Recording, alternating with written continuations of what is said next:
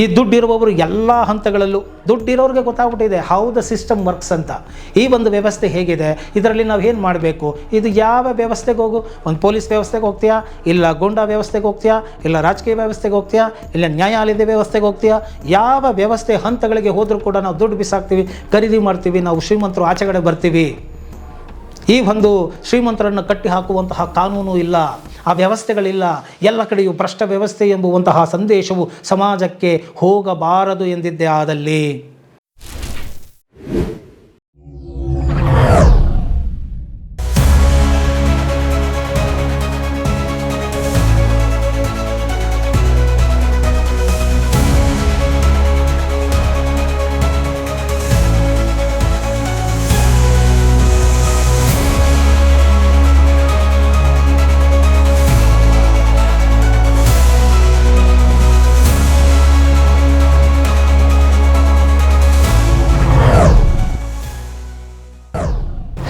ನಮಸ್ಕಾರ ವೀಕ್ಷಕರೇ, ನಾನು ನಿಮ್ಮ ಮಂಜುನಾಥ್ ಅಡ್ವೊಕೇಟ್ ಮಾತಾಡ್ತಾ ಇರೋದು. ಕಳೆದ 4 ವರ್ಷಗಳಿಂದ ಸರಿಸುಮಾರು 560ಕ್ಕೂ ಹೆಚ್ಚು ವಿಡಿಯೋಗಳನ್ನು ಕಾನೂನಿಗೆ ಸಂಬಂಧಪಟ್ಟಂತೆ ಹಾಗೂ ಇನ್ನಿತರ ವಿಚಾರಗಳಿಗೆ ಸಂಬಂಧಪಟ್ಟಂತೆ ಸಾರ್ವಜನಿಕರಲ್ಲಿ ಜಾಗೃತಿ, ಅರಿವು, ತಿಳುವಳಿಕೆ ಮೂಡಿಸುವ ಸಲುವಾಗಿ ಮಾಹಿತಿಗಳನ್ನು ನೀಡ್ತಾ ಬರ್ತಾ ಇದ್ದೇನೆ. ಮೊದಲ ಬಾರಿಗೆ ನನ್ನ ವಿಡಿಯೋ ನೋಡ್ತಾರೋರಾದರೆ ಮರೆಯದ ಹಾಗೆ ಈಗಲೇ ಈ ವಿಡಿಯೋ ಕೆಳಗೆ ಕಾಣಿಸ್ತಕ್ಕಂಥ ಸಬ್ಸ್ಕ್ರೈಬ್ ಬಟನ್ನ ಕ್ಲಿಕ್ ಮಾಡ್ಕೊಳ್ಳಿ, ಬೆಲ್ ಐಕಾನ್ ಕ್ಲಿಕ್ ಮಾಡ್ಕೊಳ್ಳಿ. ಇಷ್ಟ ಆಗಿದೆ ಆದಲ್ಲಿ ಇತರರಿಗೂ ಕೂಡ ಶೇರ್ ಮಾಡುವುದರ ಮುಖಾಂತರ ಈ ಒಂದು ಜ್ಞಾನ ಯಜ್ಞದಲ್ಲಿ ಪಾಲ್ಗೊಳ್ಳಿ. ಸಾರ್ವಜನಿಕ ಹಿತರಕ್ಷಣೆಯಲ್ಲಿ ನಿಮ್ಮದೇ ಆದಂತಹ ಒಂದು ಅಳಿಲು ಪಾಲು ಕೂಡ ಇರಲಿ ಅಂತ ಹೇಳ್ತಾ, ಏನಾದರೂ ಕಾನೂನಿನ ಸಲಹೆಗಳು ಬೇಕಾಗಿದ್ದೇ ಆದಲ್ಲಿ ಹಾಗೂ ನನ್ನಿಂದಲೇ ಕೋರ್ಟಿನಲ್ಲಿ ವ್ಯಾಜ್ಯಗಳನ್ನು ನಡೆಸಿಕೊಳ್ಳಬೇಕಾಗಿದ್ದೇ ಆದಲ್ಲಿ ನೀವು ಬಂದು ಭೇಟಿ ಮಾಡಬಹುದು.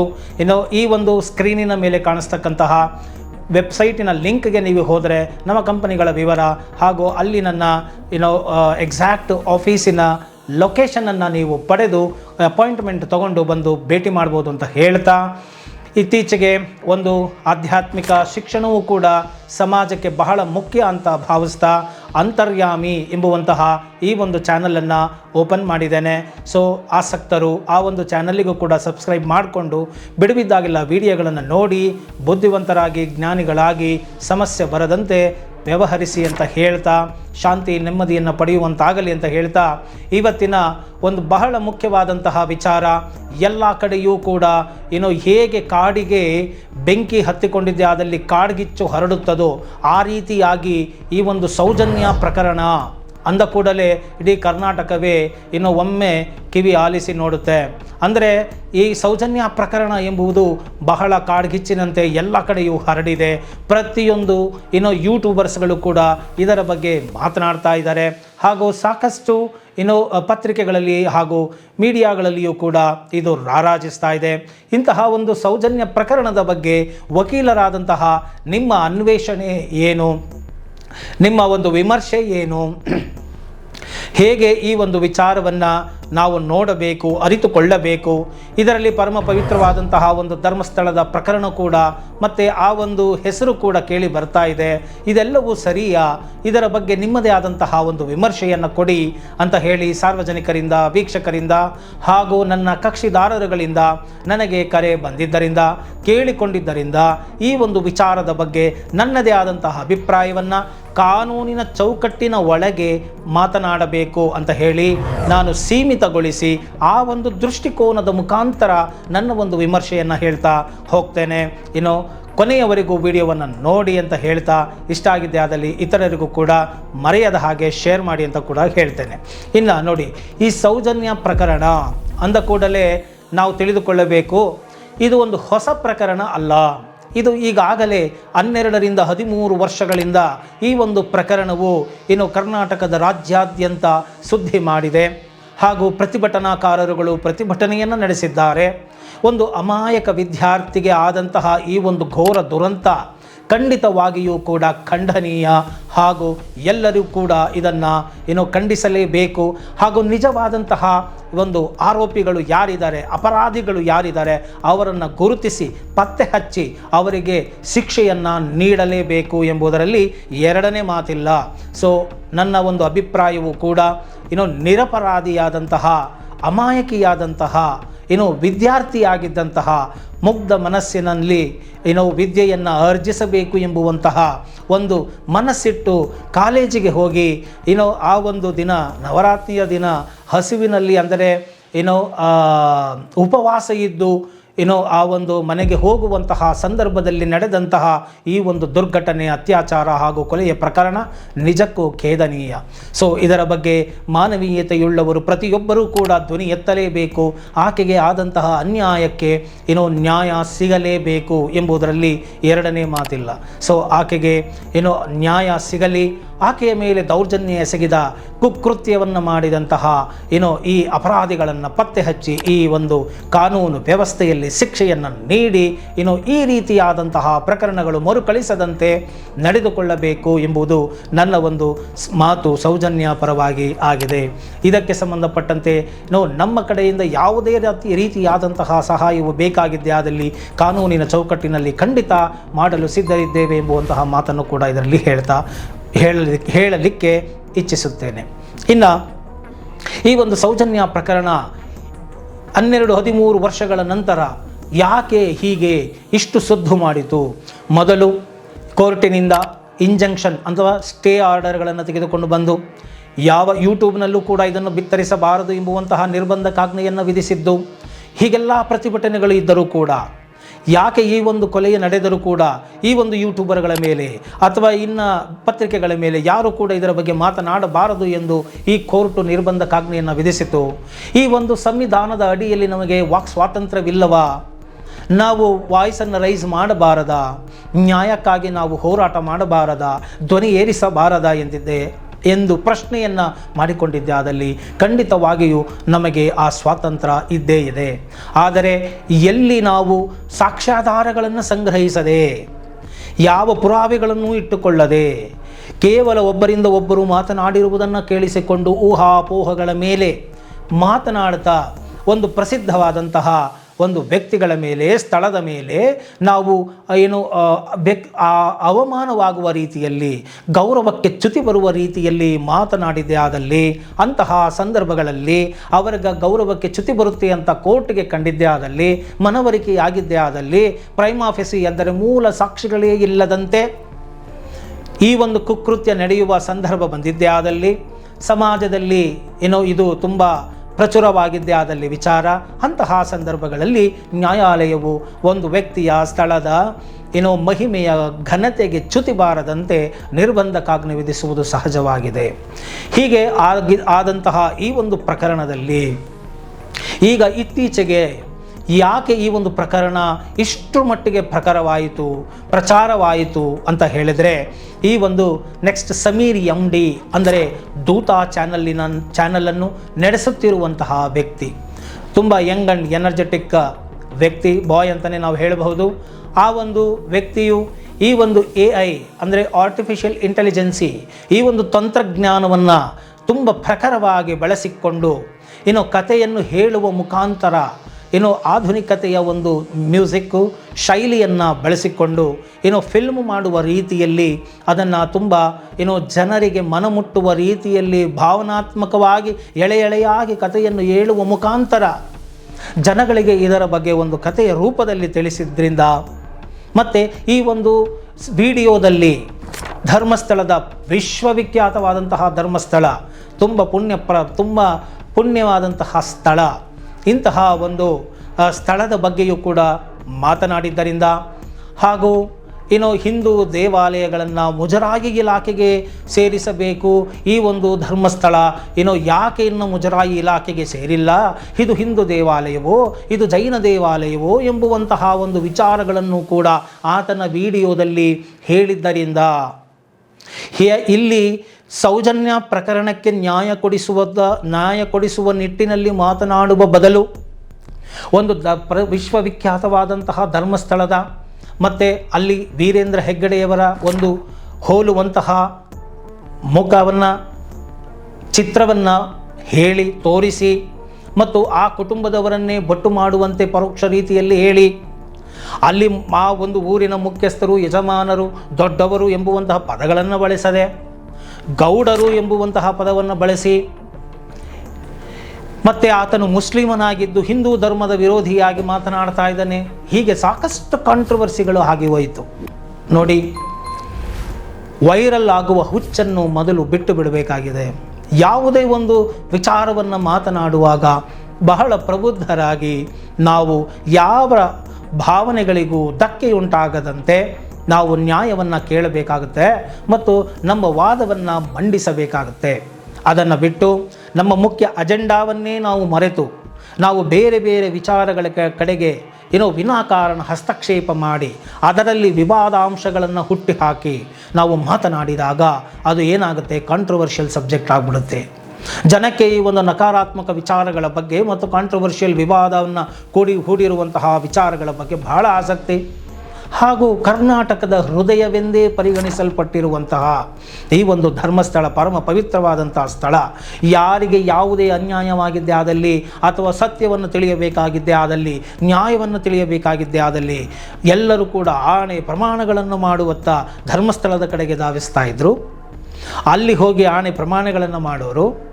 ಅಲ್ಲಿ ಅಣ್ಣಪ್ಪ ಸ್ವಾಮಿ ಕೂಡ ಅಲ್ಲಿ ಇದ್ದರು. ಆ ಒಂದು ದೇವಸ್ಥಾನದಲ್ಲಿಯೂ ಕೂಡ ಈ ಒಂದು ಎಲ್ಲ ನಡೀತಾ ಇತ್ತು. ಆ ಒಂದು ವಿಖ್ಯಾತವಾದಂತಹ ಈ ಧರ್ಮಸ್ಥಳ ಪರಮ ಪವಿತ್ರವಾಗಿ ಸಾವಿರಾರು ಜನರಿಗೆ ಮದುವೆಗಳನ್ನು ಮಾಡಿಸಿಕೊಟ್ಟಿದ್ದಾರೆ. ಅನ್ನದಾನಗಳು ನಡೀತಾ ಇದೆ, ಧಾರ್ಮಿಕ ಕ್ರಿಯೆಗಳು ನಡೀತಾ ಇದೆ, ಶೈಕ್ಷಣಿಕ ಸಂಸ್ಥೆಗಳು ನಡೀತಾ ಇದೆ, ಸಾಕಷ್ಟು ಉತ್ತಮವಾದಂತಹ ಸಮಾಜಮುಖಿಯಾದಂತಹ ಒಂದು ಕಾರ್ಯಗಳು ನಡೀತಾ ಇದೆ. ಹಾಗೂ ಇಡೀ ಸಮಾಜದಲ್ಲಿ ಇರತಕ್ಕಂತಹ ಎಷ್ಟೋ ದೇವಾಲಯಗಳ ಜೀರ್ಣೋದ್ಧಾರವನ್ನು ಆ ಒಂದು ಸಂಸ್ಥೆ ಮಾಡಿದೆ. ಹೀಗೆ ಹಲವಾರು ರೀತಿಯಲ್ಲಿ ಬಡವರಿಗೆ ಒಂದು ಒಳ್ಳೆಯ ಸಾಮಾಜಿಕ ಮುಖಿಯಾದಂತಹ ಕೆಲಸಗಳನ್ನು ಆ ಕ್ಷೇತ್ರ ಮಾಡ್ತಾ ಇದೆ. ಹಿಂದುವಾಗಿ ಹುಟ್ಟಿದಂತಹ, ಅದರಲ್ಲಿಯೂ ಕರ್ನಾಟಕದಲ್ಲಿ ಹುಟ್ಟಿದಂತಹವರು ಪ್ರತಿಯೊಬ್ಬರು ಧರ್ಮಸ್ಥಳದ ಹೆಸರನ್ನು ಕೇಳಿರ್ತಾರೆ, ಅಲ್ಲಿಗೆ ಒಮ್ಮೆಯಾದರೂ ಹೋಗಿ ಬಂದಿರ್ತಾರೆ. ಅಂದರೆ ಆ ಒಂದು ಪರಮ ಪವಿತ್ರವಾದ ಸ್ಥಳದ ಬಗ್ಗೆ ನಾವು ಮಾತನಾಡುವಾಗ ಮತ್ತು ಈ ಒಂದು ಕೇಸಿನಲ್ಲಿ, ಸೌಜನ್ಯ ಪ್ರಕರಣದಲ್ಲಿ ವೀರೇಂದ್ರ ಹೆಗ್ಗಡೆಯವರ ಹೆಸರು ಇದೆಯಾ? ಆ ಕೇಸಿನಲ್ಲಿ ಅವರು ಪಾರ್ಟಿ ಆಗಿದ್ದಾರಾ ಅಥವಾ ಧರ್ಮಸ್ಥಳವನ್ನು ಪಾರ್ಟಿ ಮಾಡಲಾಗಿದೆಯಾ? ಮತ್ತು ಅವರ ವಿರುದ್ಧವಾದಂತಹ ಸಾಕ್ಷ್ಯಗಳು ಏನೇನು ಕೋರ್ಟಿನಲ್ಲಿ ಪ್ರಚುರಪಡಿಸಲಾಗಿದೆ, ಕೋರ್ಟಿನಲ್ಲಿ ಹೇಳಲಾಗಿದೆ. ಈ ಯಾವ ವಿಚಾರಗಳನ್ನು, ಸಾಕ್ಷ್ಯಗಳನ್ನು ಹೇಳದೆ ಕೇವಲ ಏಕಮುಖಿಯಾಗಿ ಹಿಂದೂ ಮತ್ತು ಆ ಒಂದು ಧಾರ್ಮಿಕ ಸಂಸ್ಥೆಯಾದಂತಹ ಒಂದು ಧರ್ಮಸ್ಥಳದ ಅಥವಾ ದೇವಾಲಯಗಳು ಅದು ಮುಜರಾಯಿ ಇಲಾಖೆಗೆ ಸೇರಬೇಕಾಗಿತ್ತು, ಅದು ಸೇರಿಲ್ಲ. ಅದು ಹಿಂದೂ ದೇವಾಲಯವೋ ಜೈನ ದೇವಾಲಯವೋ ಅಥವಾ ಹಿಂದೂ ದೇವಾಲಯ ಜೈನರ ಒಂದು ಸುಪರ್ಧಿಯಲ್ಲಿ ಇರುವುದಾದರೂ ಹೇಗೆ? ಇದು ಸರ್ಕಾರಕ್ಕೆ ಆದಾಯ ಹೋಗದೆ ಸರಿಸುಮಾರು ವಾರ್ಷಿಕವಾಗಿ 400 ಕೋಟಿಗಳಿಗೂ ಮೀರಿದಂತಹ ಆಸ್ತಿಯು ಕೇವಲ ಆ ಒಂದು ಹೆಗಡೆಯವರ ಕುಟುಂಬದವರಿಗೆ, ಖಾಸಗಿಯವರ ಕುಟುಂಬದವರಿಗೆ ಸೇರಲ್ಪಟ್ಟಿರುವುದು ಸರಿಯಾ, ಸೂಕ್ತವಾ? ಈ ರೀತಿಯಾಗಿ ಹಲವಾರು ಡೈಮೆನ್ಷನ್ಸ್ಗಳು, ಆಯಾಮಗಳಲ್ಲಿ ಈ ಒಂದು ವಿಚಾರಗಳನ್ನು ಹೇಳಲಾಗಿದೆ.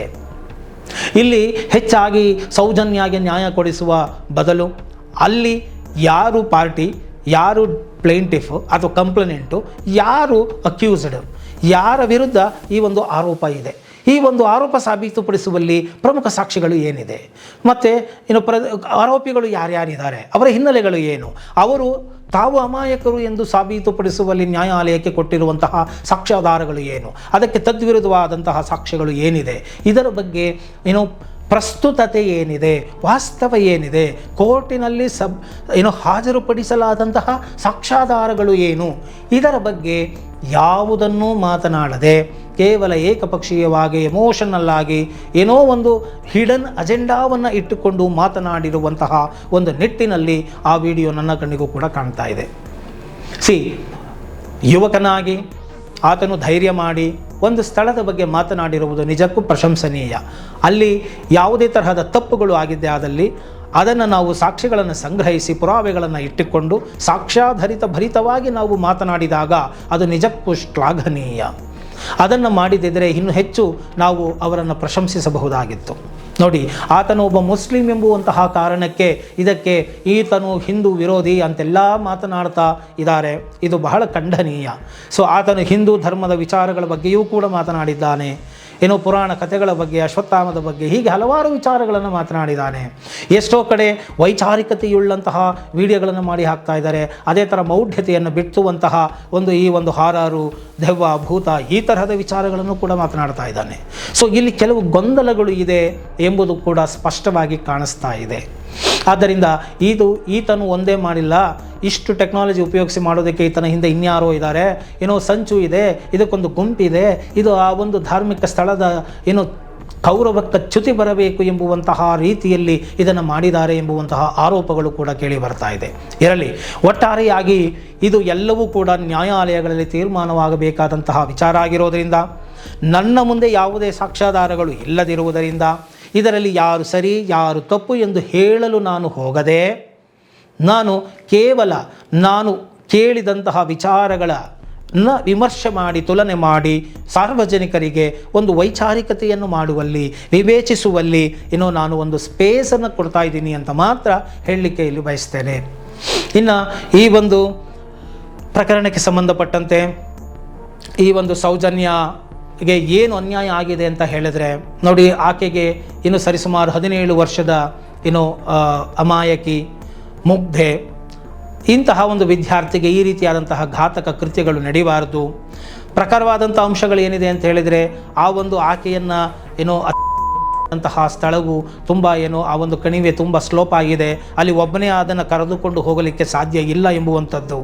ಎರಡನೆಯದಾಗಿ ಆಕೆಯ ಮರ್ಮಾಂಗಕ್ಕೆ 6 ಇಂಚಿನ ಒಳಗಡೆ ತನಕ ಆ ಒಂದು ಮರಳನ್ನು ತುಂಬಿರ್ತಕ್ಕಂಥದ್ದು, ಮಣ್ಣನ್ನು ತುಂಬಿರ್ತಕ್ಕಂಥದ್ದು, ಮತ್ತು ಅದು ವೆಗೇನಾ ಸ್ಲ್ಯಾಬ್ ಅಂತ ನಾವೇನು ಕರಿತೀವಿ ಅದನ್ನೆಲ್ಲ ನುಚ್ಚು ನೂರು ಮಾಡಿರ್ತಕ್ಕಂಥದ್ದು. ಅಲ್ಲಿ 2 ಫಿಂಗರ್ ಟೆಸ್ಟ್ ಮಾಡೋದಕ್ಕೆ ಸಾಧ್ಯನೇ ಇಲ್ಲ. ಗಳೆಲ್ಲ ಇದೇ ತರಹನೇ ಮಾಡ್ತಾರೆ. ನಿರ್ಭಯ ಕೇಸಿನಲ್ಲಿ ರಾಡನ್ನು ಹಾಕಲಾಗಿತ್ತು. ಅಂದರೆ ಈ ಒಂದು ಆಗಿದೆಯಾ ಇಲ್ವಾ, ಆಗಿದೆಯಾ ಇಲ್ಲವಾ ಎಂದು ತನಿಖೆ ಮಾಡುವಾಗ ಆ ಒಂದು ವೆಜೈನಾ ಇದರೊಳಗಡೆ ನಾವು ಟೆಸ್ಟ್ ಮಾಡುವಾಗ ಸ್ಪರ್ಮ್ ಬಹಳ ಮುಖ್ಯವಾಗುತ್ತೆ. ಆ ಸ್ಪರ್ಮ್ ಟೆಸ್ಟ್ ಕೂಡ ಮಾಡಲಿಕ್ಕೆ ಸಾಧ್ಯವಾಗದಂತೆ ಈ ರೀತಿಯಾದಂತಹ ದುಷ್ಕೃತ್ಯಗಳನ್ನು ಪ್ರೀ ಪ್ಲ್ಯಾನ್ ಮಾಡಿದ್ದಾರೆ. ಅಂದರೆ ಇದು ಯಾರೋ ಇದರಲ್ಲಿ ನಿಪುಣರಾಗಿದ್ದಂತಹವರು, ತಿಳಿದುಕೊಂಡಂತಹವರು ಮಾಡಿರುವಂಥದ್ದು. ಮತ್ತು ಆ ಒಂದು ಗಾಯಗಳು ಘಾಸಿ ಆಗಿರುವುದನ್ನು ನೋಡಿದರೆ ಏಕ ವ್ಯಕ್ತಿ ಇದನ್ನು ಮಾಡಲಿಕ್ಕೆ ಸಾಧ್ಯವೇ ಇಲ್ಲ ಎಂಬುವಂತಹ ಮಾತುಗಳು ಕೂಡ ಇದರಲ್ಲಿ ಇದೆ. ಮತ್ತು ಸರಿ ಕೂಗಳತೆ ಒಂದು 20 ಮೀಟರ್ ದೂರದ ಅಳತೆಯಲ್ಲಿ CCTV ಕ್ಯಾಮ್ರಾ ಇದ್ದು, ಬಸ್ ಸ್ಟಾಪಿಗೆ ಕೂಡ ಅಲ್ಲಿ ಇತ್ತು. ಆದರೆ CCTV ಕ್ಯಾಮ್ರಾ ಇರಲಿ, ಇಡೀ ಬಸ್ ಸ್ಟಾಪನ್ನೇ ಕೂಡ ಖಾಲಿ ಮಾಡಿಸ್ಬಿಟ್ಟಿದ್ದಾರೆ, ಅದು ಇಲ್ಲವೇ ಇಲ್ಲ ಅಂತ ಅನ್ನಿಸ್ಬಿಟ್ಟಿದ್ದಾರೆ. ಇದೆಲ್ಲವೂ ಕೂಡ ಸಾಮಾನ್ಯ ವ್ಯಕ್ತಿ ಮಾಡಲಿಕ್ಕೆ ಆಗ್ತಾ ಇತ್ತಾ? ಇಲ್ಲ ಎಂಬುವಂತಹ ಒಂದು ನಿಟ್ಟಿನಲ್ಲಿ ಕೂಡ ಇದರ ಬಗ್ಗೆ ತನಿಖೆಗಳು ಆಗಬೇಕು ಅಂತಕ್ಕಂಥದ್ದು. ಮತ್ತು ಕೇವಲ ಈ ಒಂದು ಸೌಜನ್ಯ ಪ್ರಕರಣ ಅಲ್ಲ, ಇನ್ನೂ ಹಲವಾರು ಪ್ರಕರಣಗಳು, ಹಲವಾರು ಹೆಣ್ಣು ಮಕ್ಕಳು ಕೂಡ ಅಲ್ಲಿ ಈ ರೀತಿಯಾಗಿ ಒಳಗಾಗಿದ್ದಾರೆ ಅಂತಕ್ಕಂತಹ ಒಂದು ಆರೋಪಗಳು ಇದೆ. ಮತ್ತು ಅಲ್ಲಿ ಈ ಆತ್ಮಹತ್ಯೆ ಮಾಡಿಕೊಳ್ಳುವುದಿಲ್ಲ. ಯಾಕೆ ಅಂತ ಹೇಳಿದರೆ, ಆತ್ಮಹತ್ಯೆ ಮಾಡಿಕೊಳ್ಳುವ ಎಷ್ಟೋ ಡೆಡ್ ಬಾಡಿಗಳು ಸಿಕ್ಕಿರ್ತದನ್ನು ನೋಡಿದ್ರೆ ಅದು ಬೆತ್ತಲಾಗಿ ಸಿಕ್ಕಿದ್ದಾವೆ. ಒಂದೇ ಒಂದು ಒಳ ಉಡುಪುಗಳು ಕೂಡ ಆ ಒಂದು ಶರೀರದ ಮೇಲೆ ಇರೋದಿಲ್ಲ. ಸಾಯುವವರು, ಆತ್ಮಹತ್ಯೆ ಮಾಡಿಕೊಳ್ಳುವರು ಒಳ ಉಡುಪುಗಳನ್ನು ತೆಗೆದು ಅವರು ಸಾಯುತ್ತಾರೆಯೇ? ಖಂಡಿತ ಇಲ್ಲ. ಸೊ ಆದ್ದರಿಂದ ಇದರ ಹಿಂದೆ ಯಾವುದೋ ಒಂದು ದೊಡ್ಡ ಒಂದು ಶಕ್ತಿ ಅಡಗಿದೆ, ಅದು ದುಷ್ಟ ಶಕ್ತಿಯಾಗಿದೆ. ಅದು ಈ ರೀತಿಯಾಗಿ ಅಮಾಯಕ ಹೆಣ್ಣು ಮಕ್ಕಳ ಬಲಿ ತಗೊಳ್ತಾ ಇದ್ದಾರೆ. ಇಲ್ಲಿ ಅಕ್ಕೃತ್ಯಗಳು ನಡೀತಾ ಇದೆ. ಮತ್ತು ಆ ಒಂದು ಠಾಣೆಗಳಲ್ಲಿ ಯಾವುದೇ ರೀತಿಯಾದಂತಹ ಒಂದು ನಿಸ್ವಾರ್ಥವಾದಂತಹ ಮತ್ತು ದಕ್ಷತೆಯಿಂದ ಕೂಡಿರುವಂತಹ ಒಂದು ತನಿಖೆಗಳು ಆಗ್ತಾ ಇಲ್ಲ. ಬಿ ರಿಪೋರ್ಟ್ಗಳು, ಸಿ ರಿಪೋರ್ಟ್ಗಳನ್ನ ಹಾಕ್ಬಿಡ್ತಕ್ಕಂಥದ್ದು. ಈಗ ನೋಡಿ, ಮಾವುತದ ಜೋಡಿ ಕೊಲೆ ಅಂತ ಕೂಡ ಆಗಿದೆ, ಒಬ್ಬ ಶಿಕ್ಷಕಿಯ ಕೊಲೆ ಆಗಿದೆ. ಈ ರೀತಿಯಾದಾಗ ತನ್ನ ಗಂಡನನ್ನೇ ಆ ಒಂದು ಪ್ರಕರಣದಲ್ಲಿ ಬಲಿಪಶು ಮಾಡಲಾಗಿದೆ. ಈ ಒಂದು ಪ್ರಕರಣ, ಸೌಜನ್ಯ ಪ್ರಕರಣದಲ್ಲಿ ಸಂತೋಷ್ ರಾವ್ ಎಂಬುವಂತಹ ವ್ಯಕ್ತಿಯನ್ನು ಬಲಿಪಶು ಮಾಡಲಾಗಿದೆ. ಈಗ ನೋಡಿ, 8 ವರ್ಷಗಳು ಕಳೆದ ನಂತರ ಆತನನ್ನು ನಿರಪರಾಧಿ ಅಂತ ಹೇಳಿ ಬಿಡುಗಡೆ ಮಾಡಲಾಗಿದೆ. ನೋಡಿ ಹೇಗಿದೆ ದುರ್ದೈವ.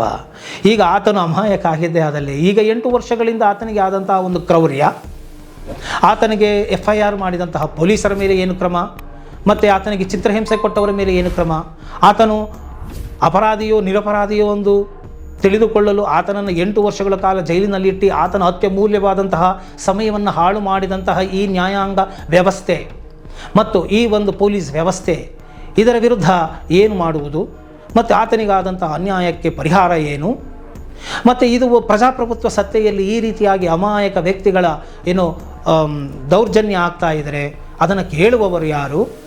ಈ ರೀತಿಯಾದಂತಹ ಒಂದು ನಿಟ್ಟಿನಲ್ಲಿ ವೈಚಾರಿಕತೆಯು ಬೆಳೆಯಬೇಕು, ಪ್ರಶ್ನಿಸುವಲ್ಲಿ ಹೋಗಬೇಕು, ತುಂಬ ವಾಸ್ತವದಲ್ಲಿ ಪ್ರಾಕ್ಟಿಕಲ್ ಆಗಿ ಈ ಒಂದು ವಿಚಾರಗಳು ಇರಬೇಕು ಎಂಬುದನ್ನು ನಾನು ಇಲ್ಲಿ ಹೇಳಲಿಕ್ಕೆ ಬಯಸ್ತೇನೆ.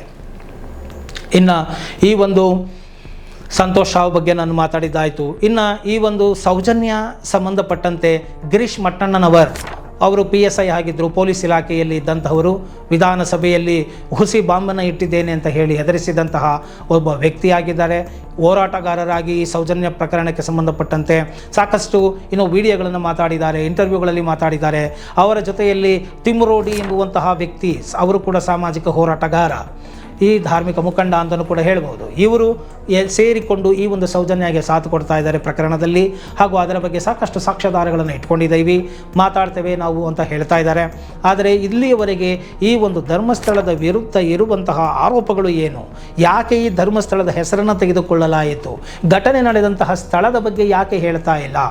ಉದಾಹರಣೆಗೆ ಈ ಒಂದು ಕರ್ನಾಟಕ ಅಂತ ಇಟ್ಕೊಳ್ಳೋಣ. ಈ ಕರ್ನಾಟಕದಲ್ಲಿ ಏನೋ ಒಂದು ಕಡೆ ಯಾವುದೋ ಒಂದು ಬಾಂಬ್ ಪ್ರಕರಣ ಆಯಿತು ಅಂದರೆ ಅದಕ್ಕೆ ಮುಖ್ಯಮಂತ್ರಿ ಆಗಿರ್ತಕ್ಕಂಥ ಸಿದ್ದರಾಮಯ್ಯ ಹೊಣೆನಾ? ಹಾಗೆ ಆ ಒಂದು ಪುಣ್ಯಕ್ಷೇತ್ರವಾದಂತಹ ಧರ್ಮಸ್ಥಳದಲ್ಲಿ ಯಾವುದೋ ಒಂದು ಹಳ್ಳಿಯಲ್ಲಿ ಪ್ರಾಂತ್ಯದಲ್ಲಿ ಏನೋ ಒಂದು ಘಟನೆ ನಡೆದಾಗ ಅದಕ್ಕೆ ಆ ಧರ್ಮಸ್ಥಳ ಅಥವಾ ಆ ಧರ್ಮಾಧಿಕಾರಿಗಳು ಕಾರಣ ಆಗ್ತಾರಾ? ನೋಡಿ, ನಿಮಗೆ ಅರ್ಥ ಆಗೋಂಗೆ ಬಹಳ ಸರಳವಾಗಿ ಹೇಳ್ತೇನೆ. ಇಲ್ಲಿ ನಾನು ಧರ್ಮಸ್ಥಳದ ಪರವಾಗಿ ಅಥವಾ ಅಧಿಕಾರಿಗಳ ಪರವಾಗಿ ಖಂಡಿತ ಮಾತಾಡ್ತಾ ಇಲ್ಲ. ನಾನು ಮಾತನಾಡ್ತಾ ಇರುವುದು ನ್ಯಾಯದ ಪರವಾಗಿ. ಅದು ತುಂಬ ವಿಮರ್ಶೆಯಿಂದ ಕೂಡಿರಲಿ, ತುಲನೆ ಮಾಡಿ ವಿಮರ್ಶಿಸಿ ಮತ್ತು ಸೂಕ್ತ ರೀತಿಯಲ್ಲಿ ತನಿಖೆ ಮಾಡಿ ಯಾವುದೇ ಅಧಿಕಾರಿಗಳಾಗಿದ್ದರೂ ಧರ್ಮಾಧಿಕಾರಿಗಳಾಗಿದ್ದರೂ ಅವರಿಗೆ ಶಿಕ್ಷೆ ಆಗಬೇಕು ಎಂಬುದೇ ನನ್ನ ಮೂಲ ಆಶಯ.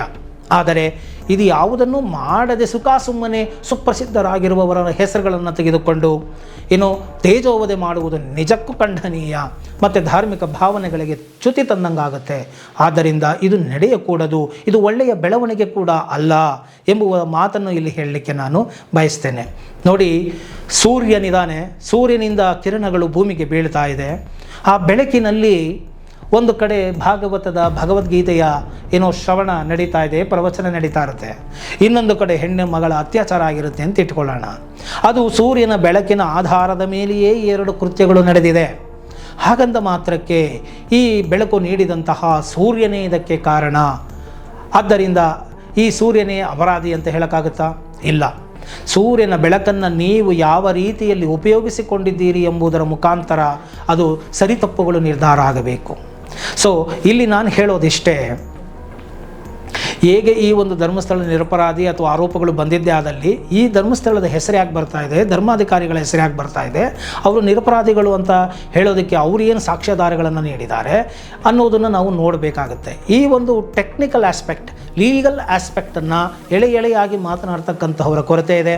ಸಾಕಷ್ಟು ನಾನು ಸೋಷಿಯಲ್ ಮೀಡಿಯಾಗಳಲ್ಲಿ ಯೂಟ್ಯೂಬರ್ಸ್ಗಳು ಮಾತನಾಡಿರ್ತಕ್ಕಂಥದ್ದು, ಈ ವಿಷಯಕ್ಕೆ ಸಂಬಂಧಪಟ್ಟಂಥ ಇಂಟರ್ವ್ಯೂಗಳು ಮಾಡಿರೋದನ್ನು ನೋಡಿದ್ದೇನೆ. ಆದರೆ ಎಲ್ಲಿಯೂ ಕೂಡ ಒಂದು ಪರ ವಿರೋಧವಾಗಿ ಒಂದು ನ್ಯಾಯಾಲಯದಲ್ಲಿ ಮಂಡಿಸಿರ್ತಕ್ಕಂಥ ವಿಚಾರಗಳೇನು, ದಾಖಲೆಗಳೇನು ಕೊಟ್ಟಿದ್ದಾರೆ, ಇದು ಯಾವ ರೀತಿ ತನಿಖೆ ನಡೀತಾ ಇದೆ ಅನ್ನೋದ್ರ ಬಗ್ಗೆ ಯಾರೂ ಕೂಡ ತುಂಬ ಸುವಿಸ್ತಾರವಾಗಿ ಮಾತನಾಡಿಲ್ಲದೆ ಇರೋದರಿಂದ, ಇದು ನ್ಯಾಯಾಲಯದಲ್ಲಿ ಇರೋದರಿಂದ ಸರಿ ತಪ್ಪುಗಳ ವಿಮರ್ಶೆಯನ್ನು ಮಾಡಲಿಕ್ಕೆ ನಾನು ಹೋಗೋದಿಲ್ಲ. ಆದ್ದರಿಂದ ಈ ಒಂದು ಧರ್ಮಸ್ಥಳ ನೈತಿಕತೆಯನ್ನು ಹೊತ್ತು ಆರೋಪ ಏನಾದರೂ ಬಂದಿದ್ದೇ ಆದಲ್ಲಿ ಆ ಕುಟುಂಬದವರ ಮೇಲೆ ಅವರು ಸ್ವಲ್ಪ ದಿನ ಅವರುಗಳನ್ನು ದೂರ ಇಟ್ಟು ಈ ಒಂದು ತನಿಖೆಯು ನಡೆದು ನಿರಪರಾಧಿ ಅಂತ ಪ್ರೂವ್ ಆಗಲಿ ಅಂತ ಹೇಳಿ ಅವರನ್ನು ದೂರ ಇಡುವುದು ಉಚಿತ. ಅದು ಆಗಲಿಲ್ಲ ಅಂತ ಹೇಳಿದರೆ ಯಾಕೆ ಇಡಬೇಕು? ನಾವು ಯಾರೋ ಆರೋಪ ಮಾಡಿದ್ರು ಒಂದು ಮಾತ್ರಕ್ಕೆ ನಾವು ನೈತಿಕ ಹೊಣೆಯನ್ನು ಹೊತ್ತು ನಾವ್ಯಾಕೆ ದೂರ ಹೋಗಬೇಕು?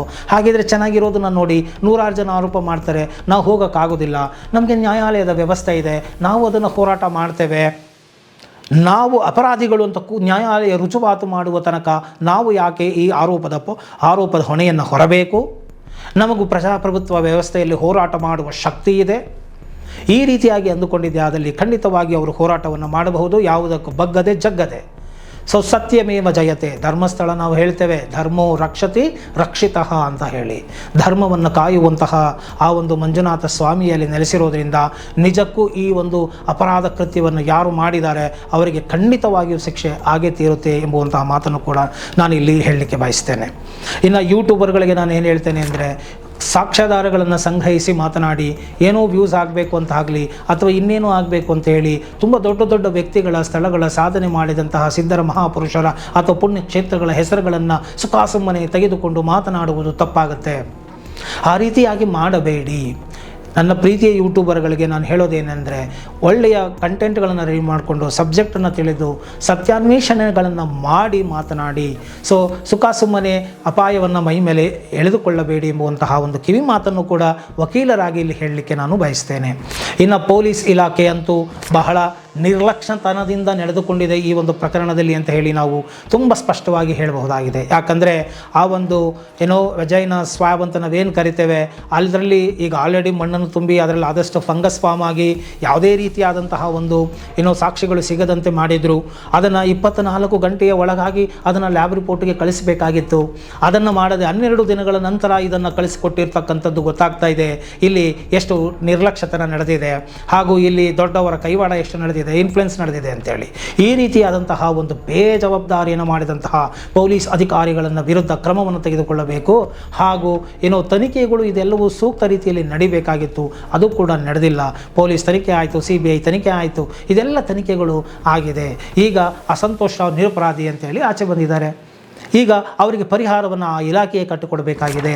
ಕಳೆದು ಹೋದ 8 ವರ್ಷಗಳ ಒಂದು ಇದು, ಮತ್ತು ಅದೇ ಕೊರಗಿನಲ್ಲಿ ಅವರ ತಾಯಿ ತೀರಿಕೊಂಡಿದ್ದಾರೆ.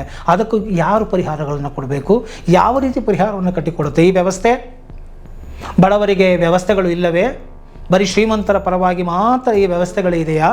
ಅಂದರೆ ದುಡ್ಡಿದ್ದವನು, ಅಧಿಕಾರ ಇದ್ದವನು ಯಾವುದೇ ರೀತಿಯಾದಂಥ ಇನ್ಫ್ಲುಯೆನ್ಸ್ಗಳನ್ನು ಉಪಯೋಗಿಸಿಕೊಂಡು ಯಾವುದೇ ಹಂತದಲ್ಲಿ ಬೇಕಾದ್ರೂ ಯಾರನ್ನು ಬೇಕಾದ್ರೂ ಕೂಡ, ಈಗ ನಾವು ಹೇಳ್ತೀವಲ್ಲ ಡೆಮಾಕ್ರಸಿ ಅಂದರೆ by the people, of the people, for the people ಅಂತೇಳಿ. ಇಲ್ಲೇನಾಗ್ತಾ ಇದೆ, ಬೈ ದ ಪೀಪಲ್. ದುಡ್ಡು ಕೊಟ್ಟು ಯಾರನ್ನು ಬೇಕಾದ್ರೂ ಬೈ ಮಾಡ್ಕೊ, ಯಾವ ಅಧಿಕಾರ ಸ್ಥಾನದಲ್ಲಿರೋರು ಬೇಕಾದರೂ ನೀನು ಬೈ ಮಾಡಬಹುದು ಎಂಬುವಂತಹ ಸಂದೇಶ ಹೋಗ್ತಾ ಇದೆಯಾ? ಮತ್ತು ಆಫ್ ದ ಪೀಪಲ್, ದುಡ್ಡು ಕೊಡು, ಗೌಂಡಾಗಿರಿ ಮಾಡು, half the people meter off ಮಾಡಿಬಿಡು. ಜನಗಳ ಒಂದು ಧೈರ್ಯವನ್ನು ಮೀಟರ್ ಆಫ್ ಮಾಡಿಬಿಡೋದು, ಮುಂದಕ್ಕೆ ಹೋಗದೇ ಇರೋ ಥರ ಮಾಡಿಬಿಡ್ತಕ್ಕಂಥದ್ದು. ಮತ್ತು ಫಾರ್ ದ ಪೀಪಲ್ ಅಂತಂದರೆ ಇದು ಎಲ್ಲರಿಗೂ ನ್ಯಾಯ ಸಿಗುವಂತಾದಾಗ ಮಾತ್ರ ಇದು ಫಾರ್ ದ ಪೀಪಲ್ ಆಗುತ್ತೆ ಹೊರತು ಇಲ್ಲ ಅಂತ ಹೇಳಿದರೆ ಬಡವರನ್ನು ನಿರಪರಾಧಿಗಳನ್ನು ತೆಗೆದುಕೊಂಡು ಬರೋದು, ಬಲಿಪಶು ಮಾಡುವುದು, ಅವರ ಜೀವನವನ್ನು ಹಾಳು ಮಾಡೋದು, ಎಷ್ಟೋ ವರ್ಷಗಳಾದಮೇಲೆ ಅವರು ನಿರಪರಾಧಿ ಅನ್ನೋದು, ಮತ್ತು ಇವತ್ತಿನವರೆಗೂ ಕೂಡ ನಿಜವಾದಂತಹ ಅಪರಾಧಿಗಳು ಯಾರು ಎಂದು ಗುರುತಿಸಲು ಆಗದಂತಹ ಇಲಾಖೆಯ ಒಂದು ತನಿಖೆಯ ಬಗ್ಗೆ ನಾವೇನು ಹೇಳಬೇಕು? ಏನನ್ನು ಮಾಡೋದು ಒಂದು ಅಮಾಯಕ ಹೆಣ್ಣು ಮಗಳ ಒಂದು ದಾರುಣ ಅಂತ್ಯ ಆಯ್ತಲ್ಲ, ಇದಕ್ಕೆ ನಾವೇನು ಹೇಳೋದು? ಈ ವ್ಯವಸ್ಥೆಗೆ ನಾವು ಏನು ಹೇಳೋದು? ಈ ಒಂದು ಪ್ರಜಾಪ್ರಭುತ್ವ ವ್ಯವಸ್ಥೆಯಲ್ಲಿ ಪ್ರಜೆಗಳಿಗೆ ನಿರಾಯುಧರಾಗಿ ಓಡಾಡ್ತಕ್ಕಂತಹ ವ್ಯಕ್ತಿಗಳಿಗೆ ಬೆಲೆ ಇಲ್ಲವಾ? ಮಾನಕ್ಕೆ ಬೆಲೆ ಇಲ್ಲವಾ? ಪ್ರಾಣಕ್ಕೆ ಬೆಲೆ ಇಲ್ಲವಾ? ಇದನ್ನು ಪ್ರಶ್ನಿಸುವವರು ಯಾರು? ಈ ದುಡ್ಡಿರುವವರು ಎಲ್ಲ ಹಂತಗಳಲ್ಲೂ, ದುಡ್ಡಿರೋರಿಗೆ ಗೊತ್ತಾಗ್ಬಿಟ್ಟಿದೆ ಹೌ ದ ಸಿಸ್ಟಮ್ ವರ್ಕ್ಸ್ ಅಂತ. ಈ ಒಂದು ವ್ಯವಸ್ಥೆ ಹೇಗಿದೆ, ಇದರಲ್ಲಿ ನಾವು ಏನು ಮಾಡಬೇಕು? ಇದು ಯಾವ ವ್ಯವಸ್ಥೆಗೆ ಹೋಗು? ಒಂದು ಪೊಲೀಸ್ ವ್ಯವಸ್ಥೆಗೆ ಹೋಗ್ತೀಯಾ, ಇಲ್ಲ ಗೂಂಡಾ ವ್ಯವಸ್ಥೆಗೆ ಹೋಗ್ತೀಯಾ, ಇಲ್ಲ ರಾಜಕೀಯ ವ್ಯವಸ್ಥೆಗೆ ಹೋಗ್ತೀಯಾ, ಇಲ್ಲ ನ್ಯಾಯಾಲಯದ ವ್ಯವಸ್ಥೆಗೆ ಹೋಗ್ತೀಯಾ? ಯಾವ ವ್ಯವಸ್ಥೆ ಹಂತಗಳಿಗೆ ಹೋದರೂ ಕೂಡ ನಾವು ದುಡ್ಡು ಬಿಸಾಕ್ತೀವಿ, ಖರೀದಿ ಮಾಡ್ತೀವಿ, ನಾವು ಶ್ರೀಮಂತರು ಆಚೆಗಡೆ ಬರ್ತೀವಿ. ಈ ಒಂದು ಶ್ರೀಮಂತರನ್ನು ಕಟ್ಟಿ ಹಾಕುವಂತಹ ಕಾನೂನು ಇಲ್ಲ, ಆ ವ್ಯವಸ್ಥೆಗಳಿಲ್ಲ. ಎಲ್ಲ ಕಡೆಯೂ ಭ್ರಷ್ಟ ವ್ಯವಸ್ಥೆ ಎಂಬುವಂತಹ ಸಂದೇಶವು ಸಮಾಜಕ್ಕೆ ಹೋಗಬಾರದು ಎಂದಿದ್ದೇ ಆದಲ್ಲಿ ಕೋರ್ಟ್ ತುಂಬ ಗಟ್ಟಿತನವನ್ನು ಮಾಡಿ ಇಂತಹ ಒಂದು ಸೆನ್ಸಿಟಿವ್ ಮತ್ತು ತುಂಬ ಸೂಕ್ಷ್ಮವಾದಂತಹ ವಿಷಯಗಳು, ಸಾರ್ವಜನಿಕ ವಲಯದಲ್ಲಿ ತುಂಬ ಹೆಸರು ಮಾಡಿದಂತಹ ಕೇಸುಗಳನ್ನು, ಪ್ರಕರಣಗಳನ್ನು ಅತ್ಯಂತ ಶೀಘ್ರಗತಿಯಲ್ಲಿ ಇತ್ಯರ್ಥ ಮಾಡಿ ನಾವಿದ್ದೇವೆ ನ್ಯಾಯವನ್ನು ಕೊಡಲಿಕ್ಕೆ ಎಂಬುವಂತಹ ತೀರ್ಮಾನವನ್ನು ಕೊಟ್ಟು ನೋಡಬೇಕಾಗಿದೆ, ತೀರ್ಮಾನವನ್ನು ಕೊಡಬೇಕಾಗಿದೆ. ಸಾಕಷ್ಟು ಹೆಣ್ಣು ಮಕ್ಕಳು ಬೆತ್ತಲಾಗಿ ಆ ಒಂದು ಧರ್ಮಸ್ಥಳದ ಕ್ಷೇತ್ರದಲ್ಲಿ ಸುತ್ತಮುತ್ತ ಹಳ್ಳಿಗಳಲ್ಲಿ ನೇತ್ರಾವತಿ ದಡಗಳಲ್ಲಿ ಹೆಣಗಳಾಗಿ ಸಿಗ್ತಾ ಇದ್ರು ಕೂಡ B ರಿಪೋರ್ಟು C ರಿಪೋರ್ಟ್ಗಳಾಗಿದೆ ಅಂದರೆ ಇದು ತನಿಖೆ ಆಗಬೇಕು. ಎಷ್ಟು ಹೆಣಗಳು ಸಿಕ್ಕಿದೆ ಅಲ್ಲಿ, ಯಾಕೆ B ರಿಪೋರ್ಟ್ ಆಗಿದೆ, ಯಾಕೆ C ರಿಪೋರ್ಟ್ ಆಗಿದೆ, ಹೇಳೋರು ಕೇಳೋರು ಯಾರೂ ಇಲ್ವಾ ಎಂಬುದರ ಬಗ್ಗೆ ತನಿಖೆ ಆಗಲೇಬೇಕು. ಇದನ್ನು ಸರಿಯಾದ ರೀತಿಯಲ್ಲಿ ತನಿಖೆ ಮಾಡಿ ಅನ್ಯಾಯ ಆದವರಿಗೆ ನ್ಯಾಯ ಸಿಗಬೇಕು, ಆ ಕುಟುಂಬದವರಿಗೆ ಸಾಂತ್ವನ ಸಿಗಬೇಕು, ಪರಿಹಾರಗಳು ಸಿಗಬೇಕು. ಹಾಗೂ ಈ ರೀತಿಯಾದಂತಹ ಕುಕೃತ್ಯಗಳು ಇನ್ನು ಮುಂದೆ ನಡೆಯದಂತ ಬಿಗಿ ಬಂದೋಬಸ್ತು ಮಾಡಬೇಕು. ಪೊಲೀಸ್ ವ್ಯವಸ್ಥೆಗೆ ತುಂಬ ಚಾಟಿ ಏಟು ಬೀಸಿ ಅವರಿಗೆ ತಕ್ಕದಾದಂತಹ ಶಾಸ್ತಿಯನ್ನು ಮಾಡಿ ಶಾಂತಿ ಸುವ್ಯವಸ್ಥೆಯನ್ನು ಕಾಪಾಡುವಂತಹ ಒಂದು ವಾತಾವರಣವನ್ನು ನಿರ್ಮಿಸುವಲ್ಲಿ ಕೋರ್ಟು ತೀರ್ಮಾನವನ್ನು ಕೊಡಬೇಕು ಅಂತ ಹೇಳ್ತಾ, ಈ ಒಂದು ವಿಡಿಯೋ ಇಷ್ಟ ಆಗಿದ್ದೆ ಅದರಲ್ಲಿ ಮರೆಯದ ಹಾಗೆ ಲೈಕ್ ಕೊಡಿ, ಇತರರಿಗೂ ಶೇರ್ ಮಾಡಿ ಅಂತ ಹೇಳ್ತಾ ಇವತ್ತಿನ ಈ ವಿಡಿಯೋವನ್ನು ಮುಗಿಸ್ತಾ ಇದ್ದೀನಿ. ಜೈ ಹಿಂದ್, ಜೈ ಕರ್ನಾಟಕ ಮಾತೆ.